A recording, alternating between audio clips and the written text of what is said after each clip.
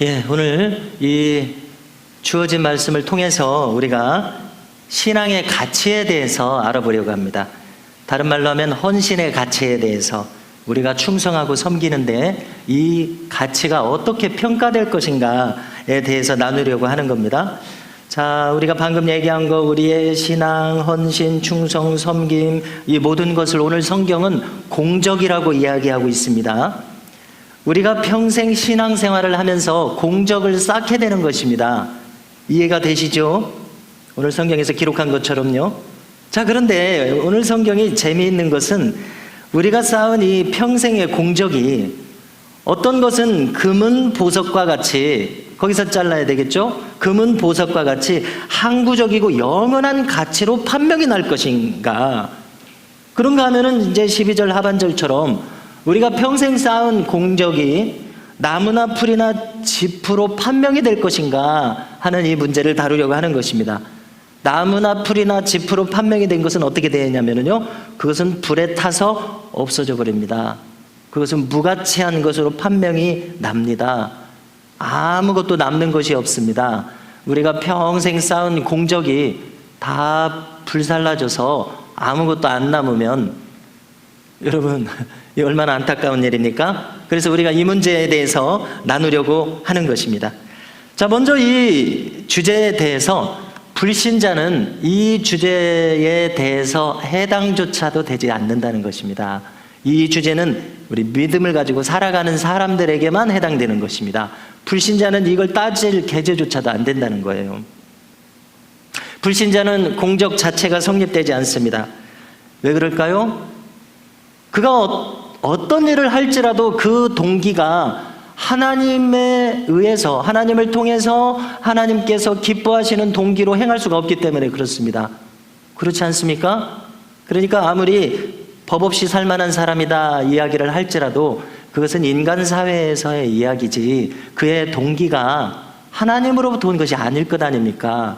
자기의 선함으로부터 왔어요. 그것은 우리가 인정할 수 있습니다. 법 없이 살 수 있다. 그거 인정할 수 있습니다. 그러나 그 동기가, 그 뿌리가 하나님으로부터 오지 않았다 이것입니다. 그러므로 하나님 나라의 흰 보좌 심판대를 오늘 아침에도 이야기했습니다만 거기에서 어떻게 그것이 판명이 나겠습니까? 하나님과 무관한 것으로 판명이 날 것은 자명한 것입니다.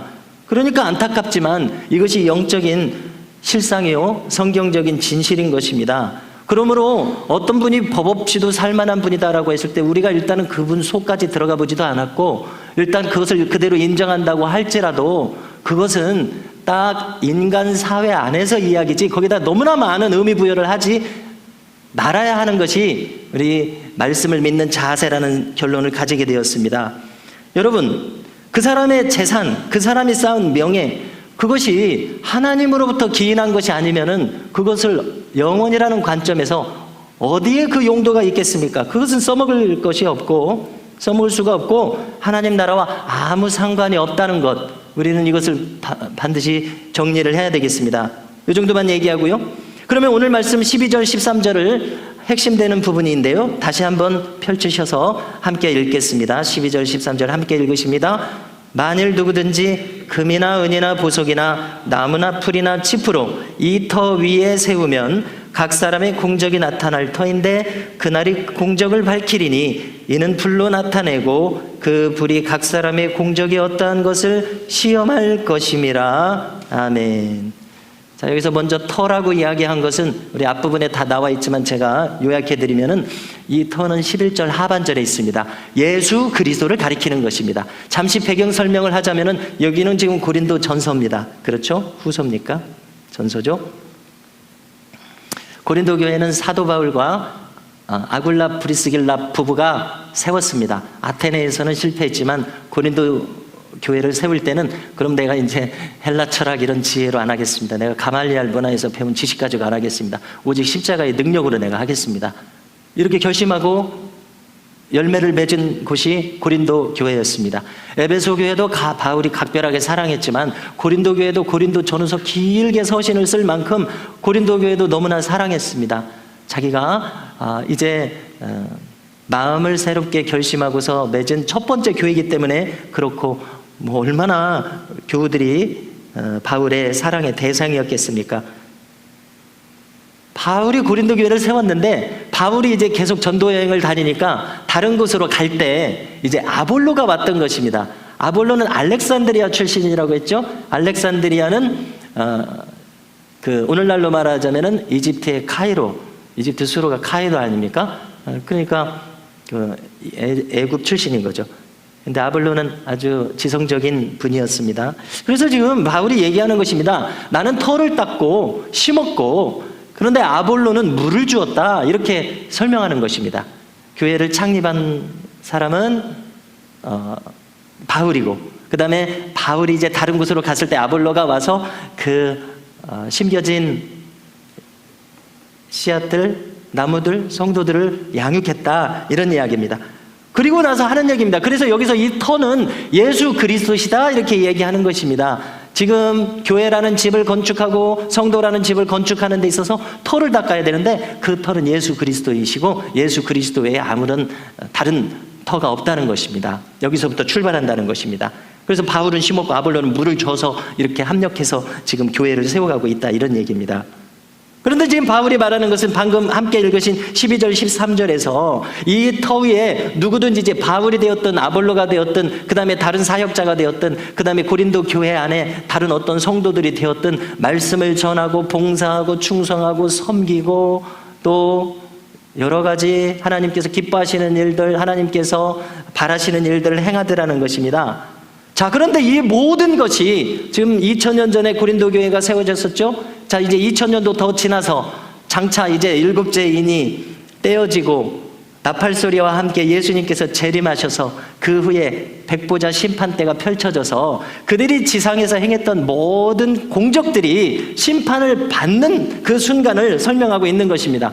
그러니까 우리는 사도 바울이 금요 철야 시간에도 얘기를 했습니다마는 사도 요한은 요한계시록을 통해서 다 샅샅이 적었고 사도 바울은 똑같이 삼층천에 갔다 왔지만 적지 않았습니다. 그러나 성경은 묘하게 조화를 이루고 있어서 바울이 적지 않았어도 사도 요한이 적었기 때문에 사도 요한이 보는 거하고 바울이 보는 게 똑같았겠죠. 느낌은 달랐고 기술하는 방법은 달랐겠지만 본 것은 똑같았을 것입니다. 그러니까 지금 우리가 하는 이 백보자 심판대에서 이루어지는 이 그날 공적을 밝히는 날, 이 심판 날을 우리가 요한계시록과 연결지어서 이렇게 이해하면 되겠다는 것입니다. 그러면 그 흰 보자 심판대에서 어떤 일이 벌어집니까? 그 사람들이 평생 세웠던 그 공적을 불로써 시험, 테스트를 한다는 것입니다. 이것의 진위 여부를 가린다는 것입니다. 그가 쌓은 이 공적이 지금 이 모양으로 나타나 있는데 여기 지금 이 모양으로 나타나 있는 것을 심판대 위에 올려서 이것을 불로 테스트를 해서 이것이 진짜인지 가짜인지 이것이 어느 정도 진정성이 있는지를 밝히겠다는 것입니다. 그랬더니 우리가 12절에서 읽은 것처럼 누구든지 금이나 은이나 보석으로 나무나 풀이나 짚으로 자기의 공적을 세웠습니다. 그러나 그날 이것이 밝혀지는데 어떤 것은 과연 금, 은, 보석으로 밝혀지더라는 것입니다. 어떤 것은 나무, 풀, 짚이어서 불살라져서 없어져 버리더라는 것입니다. 성도 여러분, 그러므로 우리는 오늘 이 본문을 읽을 때에 우리의 영혼이 경성하게 되는 것입니다. 깨어나게 되는 것입니다. 아, 그렇구나. 여러분, 하나님 나라는 정확하지, 계산이 정확하지 어리둥절 이렇게 대충 애누리 해서 넘어갈 수가 없는 것을 깨닫게 됩니다.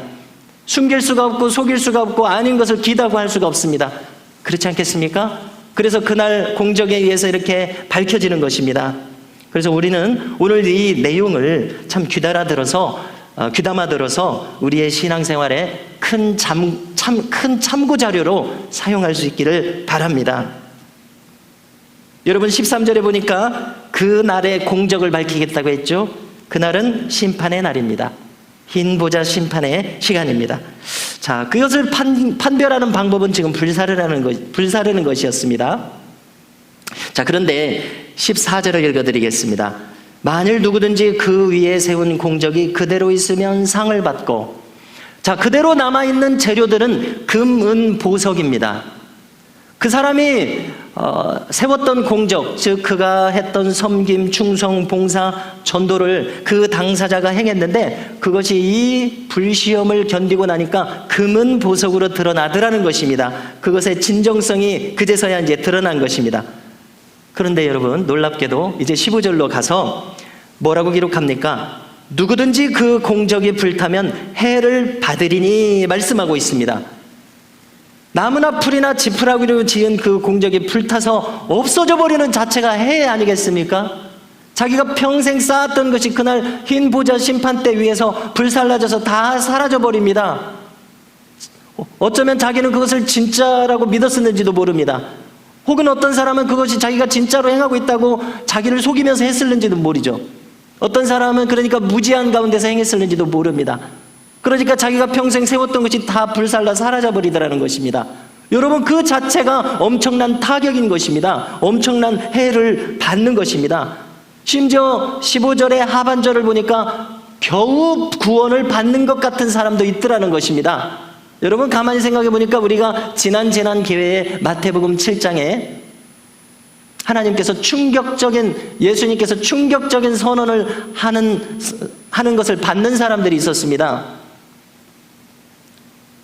뭐라고 예수님께서 말씀하셨습니까? 마태복음 7장을 보니까 어떤 사람들에 대해서 평생 주의 이름으로 행하고 사역을 하고 했던 사람들에 대해서 예수님 뭐라고 말씀하셨냐면, 불법을 행하는 자들아 내게서 떠나가라, 내가 너희를 도무지 알지 못하느니라, 이렇게 말씀을 하셨던 것입니다.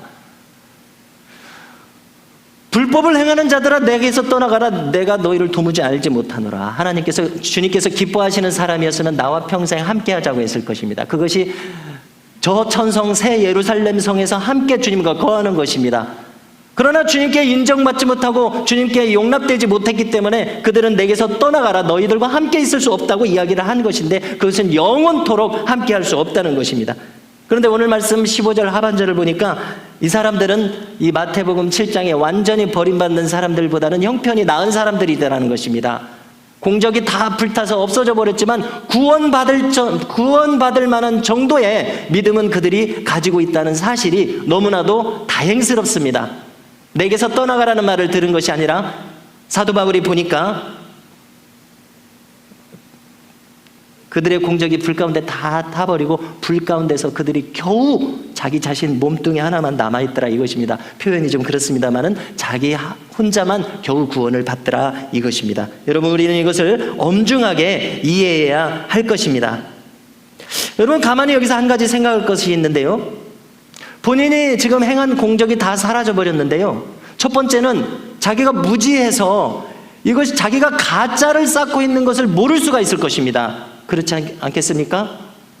그러나 100번 양보해서 우리가 그렇게 생각할 수 있겠고요. 그 다음에 더 안 좋은 것이 하나 있는데, 그것은 뭐냐면 자기가 알고도 허투루 공적을 쌓은 사람의 경우가 문제가 큰 것입니다. 천국의 판결은 한치의 오차도 없습니다. 자기의 양심이 그것을 몰랐을까요? 그렇기 때문에 자기가 심은 대로 거두는 법칙에 의해서, 자기가 평소에 심었던 것에 의해서 공적이 그렇게 아무 가치가 없는 것으로 판명이 났던 것입니다. 여러분, 공적이 지금 사라져버렸다는 것은 무엇을 의미합니까? 간단하게 정리하면은 하나님께서 정하신 법칙에 의해서 하지 않았기 때문입니다. 하나님께서 기뻐하시는 방법대로 하지 않았기 때문입니다. 그렇지 않습니까? 우리가 흔히 말하듯이 하나님의 말씀에 의해서 순종하면서 해야 되는데, 흔히 말하듯이 내가복음에 의해서, 내가복음이 무엇입니까? 자기 머릿속에서 만들어낸 방법이잖아요. 그렇지 않습니까? 자기 편의에 의해서 하는 신앙생활이 우리에게 많이 있는데요, 그것을 조심해야 한다는 것을 이 말씀을 통해서 알게 됩니다. 여러분, 내가복음으로 행한 것, 내 생각으로 내 자의대로 한 거, 성경 말씀을 내 마음대로 해석을 해서 나 나름대로의 방법으로 뭉뚱그려서 대충 내가 편한 대로 하는 것이 얼마나 위험한 것인가 하는 것을 오늘 말씀을 통해서 우리는 깨달아야 하는 것입니다. 자, 예를 하나 들려고 하는데요. 이 예를 들기 전에 먼저 제 입장을 잠시 얘기를 해야 되겠습니다. 제 입장은 무엇인가 하면은, 자, 저는 어떤 사람입니까? 말씀을 맡은 사람이기 때문에 하나님의 나팔수입니다. 나팔수는 있는 말씀 그대로 나팔을 부는 자리인 겁니다. 그렇지 않습니까? 파수꾼으로 세운 그 나팔수가 위험 요소가 발생하면 그것을 보고 나팔을 불어서 경고의 나팔을 울려야 하는 것입니다. 그것이 말씀을 맡은 자의 역할입니다. 여러분, 하나님 말씀에 없는데 그것을 나팔 불면 안 됩니다. 자기 마음대로 애누리해서 자기 마음대로 그걸 뭐라고 표현할까요? 자기 마음대로 말씀을 듣는 회중을 배려해서 말씀을 듣는 회중의 구미에 맞게 오늘날의 사회적인 분위기에 맞게 자기 나름대로 애누리해서 말씀을 나팔 불면 안 되는 것입니다. 그렇지 않습니까? 여러분, 또 불어야 하는데 안 불고 있어도 문제가 됩니다. 자, 우리가 지난 새벽 시간들 중에 이사야서를 다뤘는데요. 그 중에 참 재미있는 부분이 한 군데 있었습니다. 짖지 못하는 개 이야기가 나왔습니다. 성벽에다 올려놔서 지금 적군이 오면은 짖으라고 거기다 올려놨더니, 또 가정집 같으면은 도둑놈이 오면 짖으라고 그 자리에다 갖다 놨더니 이 개가 짖지 못하는 것입니다. 여러분, 사료만 축내고 있었습니다. 이 개를 어디다 써먹을 것입니까? 짖어야 주인한테 이쁨을 받을 텐데, 성루에 있으면은 적군이 오면 짖어야 그 개가 이쁨을 받을 텐데 사료만 축내고 있는 이 개를 어디다 써먹겠습니까? 그래서 짖지 못하는 개에 대해서 이사야 선지자는 이야기하는데요. 그 다음 구절을 보니까 이 짖지 못하는 개는 개 이야기가 아니라 사람 이야기였더라는 것입니다. 파수꾼으로 세운 이스라엘의 목자들이었습니다. 자, 지가 눈에 본 대로 입력된 대로 출력을 해야 되는데 출력하지 않고 자기 속에 묻어둬서 여러 가지 자기의 사정이 있겠죠. 짖지 못하는 개로 판결을 받고 버림을 받게 되는 것입니다. 이사야서 56장 10절인데요. 11절을 보니까 이 개들은, 이게 개가 아니라 사람이라고 그랬죠. 이 개들은 탐욕이 심하여 족한 줄을 모른다고 기록합니다. 그 개들이 이스라엘의 목자들이었으나 말하자면 사꾼 목자들이었던 것입니다. 타락한 목자들이었던 것입니다. 그래서 먹은 것이 있으니까 짖지를 못하는 것입니다. 여러분, 그래서 이제 제 입장이 그렇다는 것입니다. 여러분들을 위해서 제가 말할 필요가 없다는 것이에요. 그래서 예를 들 것이 11조인데요. 여러분, 우리의 11조가 금은 보석으로 판결되려면 어떻게 해야 되겠습니까? 말 그대로입니다. 신앙 고백 그대로의 11조를 드렸을 때 그것이 금은 보석으로 판명되는 11조인 것입니다. 온전한 11조인 것입니다. 알고 있습니다. 온전한 11조를 하는 사람은 신앙 고백으로 그것을 아예 마음을 결심해서 드리기 때문에 11조가 어렵지 않습니다. 그러나 온전한 11조를 못하시는 분은 이 11조가 그렇게 어렵기만 합니다. 누구라도 마찬가지 아니겠습니까? 여러분, 안타깝게도 사람마다 다 자기의 이유가 있는 것입니다. 들어보면 가슴 아픈 이유들이 있는 것입니다. 온전한 11조를 못하는 여러 가지 이유가 있는 것이죠. 못하고 안 하고 있는 것이죠. 자, 가령 한 가지 예를 들어본다면 11조를 5만 원으로 퉁치는 경우가 있습니다. 이것이 바로 이건 내가 복음인 거죠. 여러분, 하나님 나라의 원리는 나의 자의대로 해석해서 내 맘대로 해서 통하는 것이 아닙니다. 그렇지 않습니까? 그날의 그 공적이 밝힐 때에 그것이 금은 보석의 11조인지 나무나 풀이나 지푸라기와 같은 11조인지 여러분 다 11조를 하느라고 했는데 다 타서 없어져 버리고 아무것도 인정이 되지 않는다라고 생각하면 어떤 마음이 드십니까? 그러므로 제가 여기서 여러분들에게 아첨할 필요가 없는 것이죠. 있는 그대로의 사실을 알려드리는 것이 저의 사명인 것입니다. 여러분, 무지한 경우가 있습니다. 그렇게 해도 되는 줄 아는 경우가 있을 수가 있습니다. 11조나 감사헌금 여러 가지를 그렇게 좀 약간 애누리해서 퉁쳐서 우리 집 사정이 이렇고 내가 남편이 협조를 안 해주니까 여러 가지 이유가 있거든요. 가슴 아픈 여러 가지가 이유가 있어서 그렇게 하는 것이 괜찮다고 생각하는 것은 이것은 말씀에 대한 무지 때문에 그렇게 했습니다. 자, 그런 것은 정상 참작이 될 수 있습니다만, 그러나 정상 참작이 될 수 있을 뿐이지 그것이 인정되지는 않습니다. 그러나 깨닫는 순간 온전한 11조를 할 수 있는 믿음을 가지도록 자신의 마음을 그렇게 하나님 나라와 그 의를 구하는 것을 향해서 써야 하는 것입니다. 그렇지 않습니까? 그러나 문제는 무엇이냐면 알고도 행하지 않는 경우의 문제입니다. 알고도 행하지 않는 자는 더 많이 맞으리라는 주님의 말씀을 우리가 떠올려야 합니다. 여러분, 고의로 잘못 행하는 것은 그 고집이 얼마나 하나님 앞에 문제가 되겠습니까? 그러므로 우리는 이렇게 함께 생각할 때 깨달을 수 있어야 하겠습니다. 자, 왜 그러냐면 사람들은 대충 뭉뚱그려서 말하고 성경 구절까지만 말하면 알아듣지를 못해요. 그렇죠? 그렇지 않습니까? 성경 구절까지만 말하면 알아듣지를 못해요. 그래서 정신을 차리기 위해서 저 나름대로 금요 철야 시간에도 말씀드렸습니다마는 메시지를 섬세하게 다듬기 위해서 천국 지옥 간증들을 보게 됩니다. 참고하기 위해서요. 자, 근데 이제 천국 지옥 간증들이 재밌는 것이 많은데 그 중에서 하나 뭐가 있냐면은 이 지상에서 우리가 행하는 모든 것들 있지 않습니까? 지금 말하는 이 공적들, 섬기고 충성하고 봉사하고 말씀을 전하고 여러 가지 모양의 우리가 하나님 앞에서 행하는 이 모든 것들 말입니다. 이 모든 것들이 고스란히 천국의 재료로 올라가서 이 금은보석 이렇게 재료로 올라가서 천국의 나의 주택이 된다는 간증이 있어요. 많이 있어요. 대부분의 간증이 일치하고 있어요. 그러나 성경은 그렇게 딱 꼬집어서 기록하지 않아요. 그러니까 여기에 우리의 말씀의 딜레마가 있는 것입니다. 그러므로 여러분 지금 들려드리는 말씀을 참고자료로 삼으시기 바랍니다. 왜냐하면 성경에 이렇게 기록되어 있다고 제가 못 박아서 말씀드릴 수가 없기 때문에 그렇습니다. 그러나 연결고리는 있어요. 그러니까 이렇게 참고를 하게 되는데요. 자, 우리가 천국에 나의 주택이 지어진다는 근거 구절은 요한복음 14장 3절입니다. 주님 뭐라고 말씀하셨습니까? 다 아시는 말씀이시죠. 가서 너희를 위하여 거처를 예비하면 내가 다시 와서 너희를 내게로 영접하여 나 있는 곳에 너희도 있게 하리라 말씀하셨습니다. 과연 주님께서는 이 지상에서도 목수셨어요. 집 짓는 분이셨어요. 그렇지 않습니까? 근데 천국에서도 주님께서는 우리의 거처를 예비하고 계신다는 것입니다. 우리가 이 정도는 해석할 수 있죠. 우리의 상상력을 발휘할 수 있습니다. 자, 그런데 여기까지는 우리가 알 수 있지만 더 자세한 것은 성경은 이야기하고 있지 않습니다. 그래서 이제 참고 자료를 가지고 한번 생각을 해보는 것입니다. 뭐라고 이야기하냐면요, 우리가 이 지상에서 행한 공적들이 천국의 나의 주택의 재료가 되어서 막 올라온다는 것입니다. 그런데 나의 주택을 짓는 데 도우미로 역할하는 천사들이 놀고 있더라는 것입니다.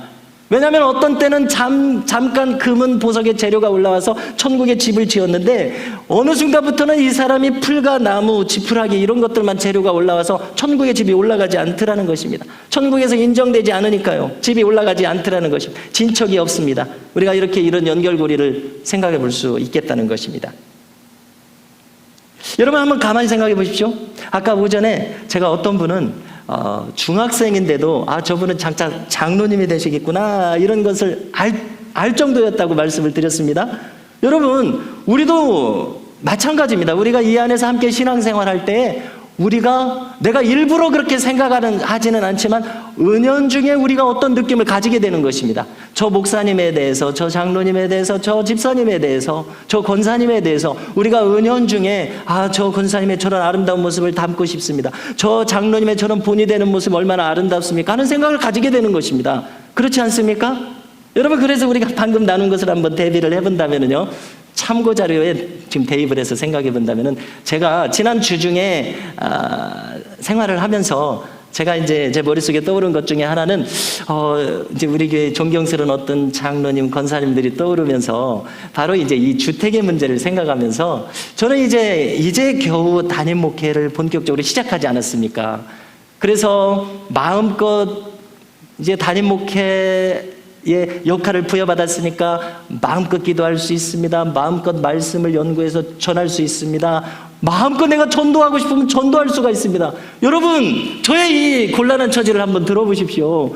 부목사의 입장이 얼마나 안타까운지 몰라요. 왜냐하면은 당연한 것 아닙니까? 담임 목사님이 계시면 담임 목사님의 울타리에서 담임 목사님을 최대한 보좌를 해드려야 돼요.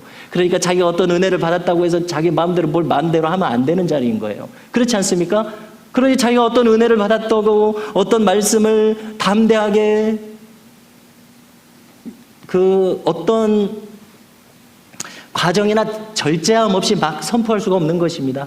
막 자기 마음대로 어디 가서 막 전도할 수 없는 것입니다. 그 목사님이 그래 부목사 당신이 전도하는 것이 나에게 기쁨이 되고 우리 교회에 유익이 되니까 얼른 가서 전도하시오 이렇게 하지 않는 이상 마음대로 가서 전도할 수가 없어요. 그러니까 나의 영적인 역량이 자꾸 위축되는 거예요. 이것이 바로 부목사 생활의 아픔인 것입니다. 여러분 그래서 제가 구구절절 할 이야기해서는 안 되고요. 지난 주 중에 우리 어떤 존경스러운 장로님 권사님들 모습을 떠올리면서 아이고 저는 지금 엄청나게 뒤처져 있습니다. 보니까 지금 저 장로님 권사님의 천국의 주택은 지금 고층 빌딩으로 올라가고 있는데 저는 지금 이제 시작 단계입니다 하는 이런 마음이 들어지더라는 것입니다. 여러분, 이런 생각을 우리가 할 수 있는 것이죠. 그래서 주님, 충성할 수 있는 힘을 주시옵소서, 분발할 수 있는 힘을 주시옵소서, 제가 깨닫게 하시옵소서, 저에게 동기부여를 주시옵소서 하는 이런 간절한 마음을 갖게 되더라는 것입니다. 그러면 이제 짧은 시간 우리가 무엇이 금은보석이겠는지, 무엇이 풀과 나무와 지푸라기이겠는지를 좀 더 자세히 살펴보려고 합니다. 첫째로, 여러분, 이것은 우리가 많은 항목을 살펴볼 수 있겠지만 첫째로 간단하게 살펴볼 수 있는 것은, 이것은 바울이나 아볼로와 같은 사역자들이 가르치는 하나님의 말씀의 순도인 것입니다. 자, 가령 쉽게 방언에 대해서 한번 생각을 해보겠습니다. 자, 어떤 목사님은 방언을 자세히 가르치기도 하고 자기 경험을 곁들여서 방언을 자세히 설명해주고 권장하는 목사님이 있습니다. 성경 그대로입니다. 바울이 한 대로 나는 다른 사람보다 더 많이 방언하는 것을 감사하노라. 방언할 뿐만 아니라 통변도 하기를 구하고, 그 다음에 예언하기도 구해라. 예언하기를 금하지 말라. 통변은 은사를 활용하는 것을 금하지 말라, 이렇게 이야기합니다. 자, 그러나 우리의 신앙 경험을 보면 어떤 칼빈주의 장로교 목사님은 방언하는 사람이 거짓말도 많이 하더라. 그러니까 방언은 자기가 알아듣지도 못하는 방언 뭐하라고 하냐. 이것이 이제 지난 60년, 70년까지의 우리나라 장로교 분위기였습니다. 그런데 지금은 전혀 그렇지 않습니다. 저기 고신 측 가장 보수적인 교단까지도 이 성령의 역사가 많이 보편화가 되어 있지요. 자, 여러분, 같이 한번 분별을 해보십시오. 자기의 경험과 사정, 자기가 받은 상처에 의해서 자기가 성경보다 높이 올라가면 되겠습니까? 자기가 아무리 담임 목사라 하더라도 자기의 견해를 성경 위에 올리면 되겠습니까? 어떻게 생각하십니까? 아무리 장로교의 전통이 그렇다고 할지라도 그 전통이 성경 위에 올라가면 되겠습니까? 여러분, 가톨릭이 망한 이유가 무엇입니까? 그것입니다. 마리아를 올려놓고 마리아까지 해서 사위일체라고 얘기를 합니다. 여러분, 성경 어디에 마리아가 사위일체라고 되어 있습니까? 이거 참고 자료입니다. 수많은 천국 지옥 간증을 보니까 마리아도 천국에 가 있는데 너무 괴로워하더라는 겁니다. 왜냐하면 사람들이 자기한테 기도하고 자기를 숭배하기 때문에. 그래서 진정한 신앙을 가지지 못한 사람들은 천주교 신자들 중에서 마리아를 숭배하다, 그것을 우상 숭배 아닙니까? 그러니까 천국에 가지 못하는 사람들이 많더라는 것입니다. 그러니까 너무나 괴롭더라는 것입니다. 여러분, 아시겠습니까? 우리가 이것을 참고로 하시기 바랍니다. 여러분, 말씀을 전하는 자가 성경 말씀보다 위에 올라가서는 안 되는 것입니다. 당연하지 않습니까? 자기가 믿어지지 않는다고 진리가 없어지는 것이 아닙니다. 적어도 목사가 되었으면 부딪히고 파고들고 검증을 해야 되지 않습니까? 그러라고 그를 세웠기 때문에 그렇습니다. 천국은 침노하는 자의 것입니다. 침노하라고 그를 불렀습니다. 그러니 자기의 사명을 다해야 하지 않겠습니까? 말씀 위에 올라가는 것을 두렵게 생각해야 하지 않겠습니까? 자, 두 번째로 생각해야 될 것은 동기의 순수성입니다. 자, 어떤 사람의 섬김과 봉사와 헌신과 충성과 전도, 또 헌금을 드리는 이 모든 것의 동기가 먼저 하나님 나라와 의를 구하는 것에서 출발했느냐의 문제입니다. 그가 주님을 사랑하기 때문에 이렇게 했느냐, 이 동기의 순수성의 문제입니다. 어떤 사람은 다른 동기에 의해서 어떤 것을 할 수 있습니다. 소망교회 같으면은 주차장에 차량 봉사를 해야, 장로님이 되기 위해서는 거의 그렇게 해야 자기 얼굴을 알릴 수 있다는 이야기가 90년도에 팽배했었습니다. 그래서 우리가 잘 아는 대통령이 된 이 무슨 장로님도 그렇게 해서 장로님이 됐죠.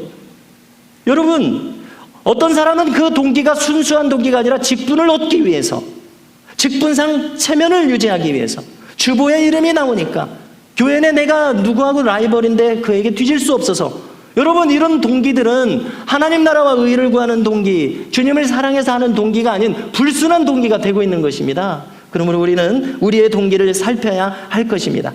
우리가 무엇을 하든지 나의 동기가 그날 그 공적을 불사르는 불시험에 견딜 수 있는 순전한 동기인지를 살펴야 될 줄로 믿습니다. 여러분, 우리가 본문에서 주목할 것은 15절 하반절입니다. 아까 거론했는데요. 그러나 자신은 구원을 받되 불 가운데서 받은 것 같으리라 라고 일컬어지는 사람입니다. 아까도 거론했지만은 마태복음 7장에서 내가 너를 도무지 알지 못하노니 라는 말씀을 들은 사람보다는 형편이 나은 것입니다. 왜냐하면 그가 이제 구원을 받기 때문에 그렇습니다.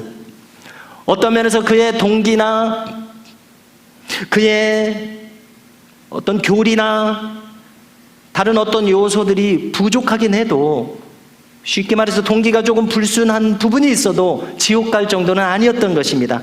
불 가운데서 겨우 구원을 받는 정도인 것입니다. 우리가 이 말씀은 이렇게 이해를 해야 되겠고요. 여러분, 이처럼 결론적으로 이제 천국은 상급을 말씀하고 있습니다. 관련 구절들을 말씀을 드리려고 하는데요. 요한계시록 20장 11절 이하는 흰 보좌 심판의 심판이 묘사되어 있습니다. 12절을 잠시 읽어드리겠습니다. 또 내가 보니 죽은 자들이 큰 자나 작은 자나 그 보좌 앞에 서 있는데 책들이 펴 있습니다. 그리고 또 다른 책이 펴져 있습니다. 그 다른 책은 생명책이라고 합니다. 여기 지금 책들은 그 이름을 밝혀주지 않았어요. 그러나 이 책들이 펼쳐져 있고 그 다른 책 하나가 생명책입니다. 그리고 죽은 자들이 자기 행위를 따라 책들에 기록된 대로 심판을 받습니다. 그러니까 이 책들 중에 하나는 자기들이 이 지상에서 행했던 행위들이 기록된 책인 것입니다. 이른바 행위록입니다. 구약 성경에도 있죠. 여기 신약 성경에도 나타났습니다. 행위록에 기록된 대로 심판을 받는 것입니다. 여러분, 우리가 심판받는 기준이 그것입니다. 이것은 우리에게 어떤 경각심을 주는지 아십니까? 여러분, 한마디로 구원파의 교리는 예수 믿으면 구원받는다는 것입니다. 이것이 틀린 것이 아닙니다. 예수 믿으면 구원받는다, 이 말만 있기 때문에 구원파가 이단이 되는 것입니다. 왜냐하면 그들은 성경을 왜곡하고 있습니다. 여러분, 내가 관심이 많아서 어떤 좀 공인된 천국 지옥 간증자의 댓글을 봤더니 막 천국 지옥 간증을 한다고 막 욕을 해놨어요. 누가 막 몇 번을 써놨어요. 봤더니 어떤 댓글을 보니까 그 사람이 이 사람 구원파구만 이렇게 적혀 있어요. 가만히 제가 그 글을 분석해 보니까 지옥이 있다고 얘기한다고 그렇게 승질을 내는 거예요. 여러분, 사랑이 많은 하나님이 어떻게 사람을 지옥에 보내느냐 이렇게 얘기를 하는 거예요. 그리고 거기다가 뭐라고 적냐면은 예수 이름으로 구원받았는데 왜 자기의 행위에 의해서 심판받냐고, 이렇게. 그래서 예수 이름을 믿는 사람이면 구원받는데 왜 지옥 간다고 얘기를 하냐고 막 화를 내는 거예요. 여러분, 간단하게 분별해 드리겠습니다. 간단하게 증명해 드리겠습니다. 여기 방금 12절에 있는 것처럼 자기 행위를 따라 심판을 받는 것입니다. 예수님을 믿고 자기 행위에 따라서 심판을 받는 것입니다. 믿는다고 무조건 도매금으로 구원받는 것이 아닙니다. 믿음을 자기 행위로 증명을 해야죠. 오전에 예를 들었습니다만 존경받는 장로님 감이 왜 넘어졌냐는 것입니다. 그것은 주님을 의지하지 않고 주님 안에 거하지 않았기 때문에 넘어지는 것 아닙니까? 자기 행위가 증명이 되지 않고 있지 않습니까? 그러므로 우리는 이 말씀을 두렵게 여겨야 할 것입니다. 여러분, 많은 시간이 갔기 때문에 이제 말씀을 정리하겠습니다. 고린도전서 15장 40절을 보면은 41절을 보면은 40절에 보면 이렇게 되어 있습니다. 해의 영광이 다르고 달의 영광이 다르며 별의 영광도 다른데 별과 별의 영광이 다르도다 라고 이야기를 하고 있는데요. 여기는 지금 부활장 아닙니까? 부활의 첫 열매 되신 예수님을 따라서 부활한 구원 백성들의 영광의 정도에 대해서 이야기하는 것입니다. 여러분, 해, 달, 별이 있습니다. 단순하게 생각해봐도 그 밝기가 얼마나 그 격차가 큽니까? 하늘 땅과 같은 격차가 있는 것이죠. 그러므로 성도 여러분, 우리가 이 땅에서 행하는 것이 우리의 공적이 금과 은과 보석과 같이 하나님께서 인정하실 만한 행위가 우리에게 있기를 주님의 이름으로 축복합니다. 그러면 그것을 우리가 해의 영광처럼, 달의 영광처럼, 별의 영광처럼 빛나는 영광으로 우리에게 주님께서 갚아주실 것을 믿으시기 바랍니다.